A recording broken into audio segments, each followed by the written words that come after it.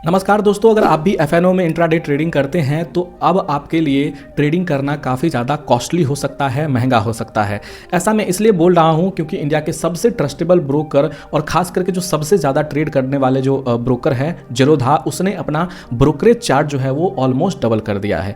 इसके पीछे की क्या वजह है, किनको ये ब्रोकरेज चार्ज लगेगा, किनको नहीं लगेगा, क्योंकि बहुत सारे लोगों को ये चार्ज नहीं देना पड़ेगा। अगर आप भी उनमें से आते हैं तो आपको ये वीडियो देखना बहुत ज़रूरी है और मिस इन्फॉर्मेशन का शिकार नहीं होना है। चलिए मैं आपको पूरी डिटेल में बताता हूं कि आखिर जेरोधा ने ऐसा क्यों किया है, कितना ब्रोकरेज चार्ज बढ़ाया है, इसके पीछे क्या वजह है, सारी बातें मैं आपको बताऊंगा।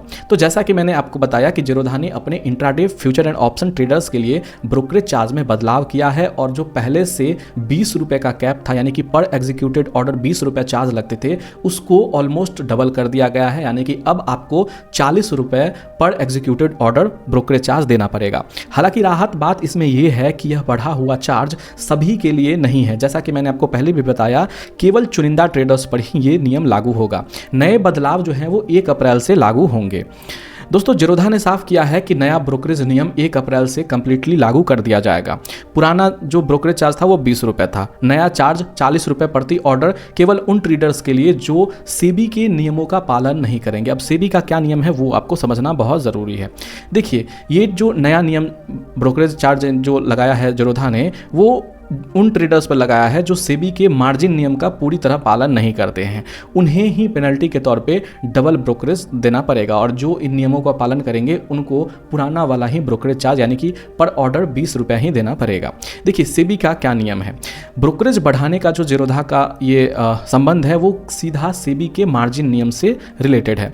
सेबी के नियम के अनुसार इंट्राडे पोजीशन के लिए ट्रेडर्स को अपने कोलेट्रल यानी कि जमानत राशि का कम से कम 50% हिस्सा कैश या कैश के बराबर वाले किसी लिक्विड फंड में होना अनिवार्य है। अब तक जेरोधा उन ट्रेडर्स की मदद करता था जिनके पास पर्याप्त कैश नहीं होता था। दोस्तों, कंपनी अपने फंड का इस्तेमाल करके रेगुलेटरी जरूरतों को पूरा करती थी। यानी कि पहले जो आप ट्रेड करते थे तो आपके बदले में जेरोधा अपना जो है वो लॉस सहती थी, लेकिन क्योंकि उनका जेरोधा का ये कहना है कि उनका 10% रेवेन्यू डाउन हो गया है तो कोई भी कंपनी बहुत लंबे समय तक अपने ऊपर बर्डन नहीं ले सकती और यही कारण है कि उन्होंने ब्रोकरेज बढ़ाया है। तो अब जेरोधा उन ट्रेडर्स की मदद नहीं करेगा जो पहले करता था और उनसे 1 अप्रैल से ये जो नया ब्रोकरेज चार्ज है वो उन पे लगाया जाएगा।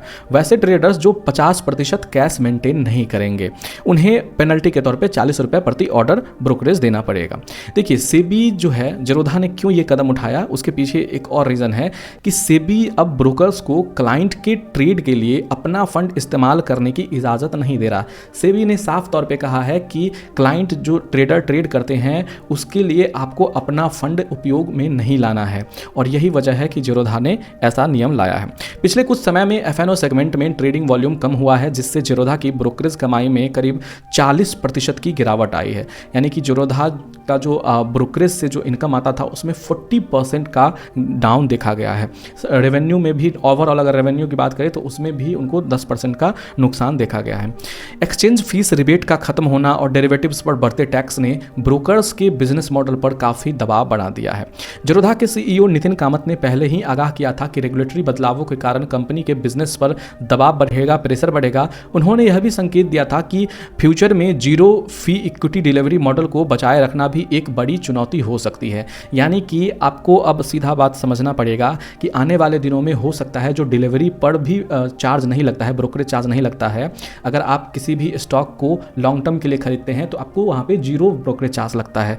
तो उन्होंने यानी कि नितिन कामत ने ये भी कहा था कुछ दिन पहले कि लंबे समय तक डिलीवरी चार्ज पर डिलीवरी पर भी जो ब्रोकरेज चार्ज लगता था वो भी सस्टेन नहीं कर पाएगा कोई भी कंपनी। हालांकि कामत ने यह भी स्पष्ट किया था कि जेरोधा पर कोई कर्ज नहीं है। आपको बता दूं कि जेरोधा एक बूटस्ट्रैप कंपनी है और उस पर 1 रुपये का भी कर्ज नहीं है। इसलिए आरबीआई के नए लेंडिंग नियमों को ग्राहकों पर कोई भी सीधा नहीं होगा। दोस्तों, अगर आपको ये इन्फॉर्मेशन अच्छा लगा हो, इन्फॉर्मेटिव लगा हो तो वीडियो को लाइक कर दीजिएगा। कुछ सवाल अगर पूछने हो तो कमेंट बॉक्स में डाल दीजिएगा और चैनल को अभी तक सब्सक्राइब नहीं किया है तो चैनल को प्लीज़ सब्सक्राइब कर लीजिएगा, क्योंकि आपके लिए कुछ भी नहीं है, फ्री है, लेकिन हमारे लिए एक मोटिवेशन का काम करता है। तो आज के वीडियो में बस इतना ही। हम आपसे मिलते हैं अगले टॉपिक पे, अगले वीडियो में। तब तक के लिए धन्यवाद। जय हिंद।